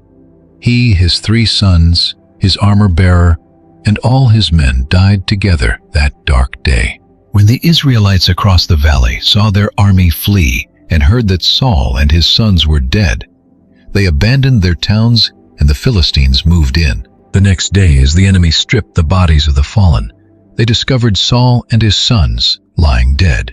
They cut off Saul's head, stripped off his armor, and sent messengers throughout Philistine territory to triumphantly spread the news in their temples and to the people. They put his armor in the temple of Ashtoreth and hung his body on the wall of Beth-shan. The humiliation was absolute. The first king of Israel dead, mutilated, and hung like a trophy for pagan gods. But then an act of pure courage took place. The brave men of Jabesh-Gilead, the very people Saul had rescued at the start of his reign, remembered him. They marched silently through the night, risking everything. They went to Beth-shan, took the bodies of Saul and his sons down from the wall, and brought them to Jabesh. There they burned them in honor, and buried their bones under a tamarisk tree. Then they fasted for 7 days, a nation mourning its king, not just his tragic death, but a story that started with immense promise and ended in a devastating fall. Israel's throne stood empty, the people scattered, the army ruined, and God's name mocked by enemies. Yet even in this pitch blackness, God's sovereign plan was moving forward. The man after God's own heart, was still breathing. The shepherd boy from Bethlehem, the fugitive hiding in caves, the warrior of Ziklag was about to step into the role heaven had prepared. If you have watched this far, congratulations. You are a true champion. We have reached the end of all 31 chapters of 1 Samuel in perfect order. Many begin, but few finish. You persevered, grew in faith, and now carry this message with you. Now I want to see who made it to the end. Comment below, I watched until the very end and was blessed by the book of 1 Samuel. This will show everyone that you are one of those who did not give up, standing strong through this powerful Bible study journey. Creating this video took a lot of work. It required days of deep study, writing and editing to bring you this story with maximum impact. So do not forget to like and comment. This helps us keep creating content like this. Your support really matters, and we appreciate every single like. Stay tuned to the channel so you do not miss the book of 2 Samuel, the next chapter of Israel's history. And if this message touched your heart, do not keep it to yourself. Share this video with others and help God's word reach even more lives. Together, we can spread this powerful message further. And if you have watched this far but have not yet accepted Jesus as your Savior, know that there is still time. Bow your head right now. Humble yourself before the Lord. Confess your sins and tell Him you want to live a new life in obedience to Scripture. Jesus will hear you and welcome you with open arms. You only need to confess with faith and believe His promises for your life. God bless you.